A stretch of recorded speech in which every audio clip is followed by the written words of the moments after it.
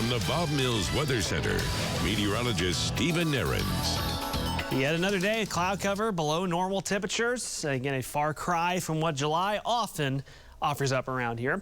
Now, the trade-off we had today is that areas Tulsa to the north and east missed out on showers and storms this morning because of the track of that storm system, but there are more chances to come. Here's a look from Jinx. We will see some sun breaks work their way back through this afternoon, so that'll push temperatures up a little higher than yesterday, but still not back into the normal July range just yet.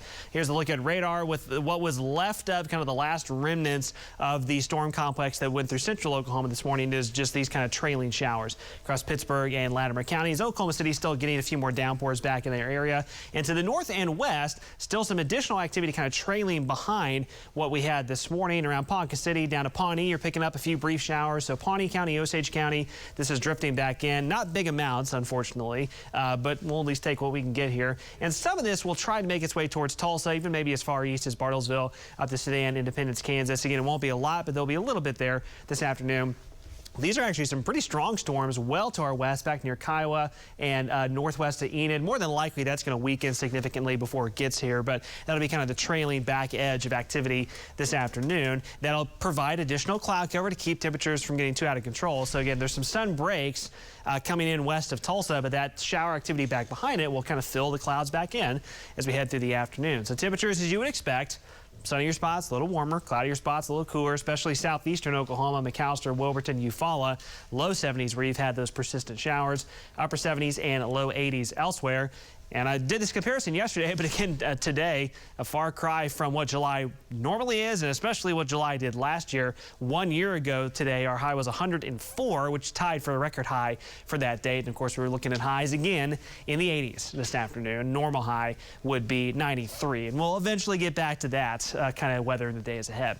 Highs this afternoon, I've got mid to upper 80s on the map in general. This would generally be for where we have the most sunshine. There will inevitably be, see if I can spit that out, some cloudier spots that will end up a little bit cooler than this. But this would be, if you get enough sunshine, will be mid to upper 80s. Then later tonight, really late this afternoon, but tonight, we'll look back to the north and west. Again, the Oklahoma, Texas Panhandle, southwestern Kansas, that's where storms will start to form up and head our way. And I want to show you this on the statewide view so you can kind of see what we're going to watch.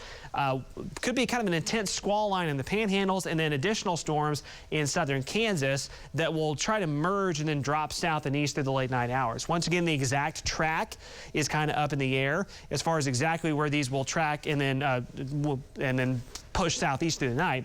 We are hopeful that we can get some of these storms into southeast Kansas and northeast Oklahoma, even if they are severe, because we do know you folks really, really need the rain. So that's what we're watching for the late night hours. And as has been the case all week, each storm complex kind of impacts the one that will follow it. So this should push south tomorrow morning. On the backside, the potential for some widely scattered storms Saturday afternoon, it looks like in the I-40 corridor. And then another round Saturday night to Sunday morning. That one may focus a little further south than the last several ones that we've had.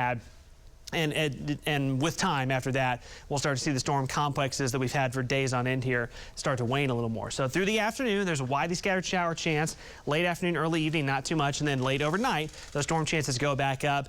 Damaging wind, large hail are a potential with some of the strongest or most severe storms that form later tonight. So quickly on the kind of the closer in view, trailing showers this afternoon, and then by late afternoon, most of that goes away. Here come these storms tonight. We'll be watching in southern Kansas, and then these will drop southeast through the late night hours and into overnight. So just be aware that it could be bumpy for some of us overnight. Travis and the rest of the evening team will be watching it for you through the late night, overnight hours. And then that should push south tomorrow morning, leave us mostly calm midday Saturday afternoon, but late Saturday afternoon, another flare-up of thunderstorms is a possibility. So below normal temperatures also continue with these continued storm chances through the weekend. As we head towards next week, still a storm chance Monday night into Tuesday, but eventually the July heat starts to arrive. It's inevitable. Highs get back into the 90s next week.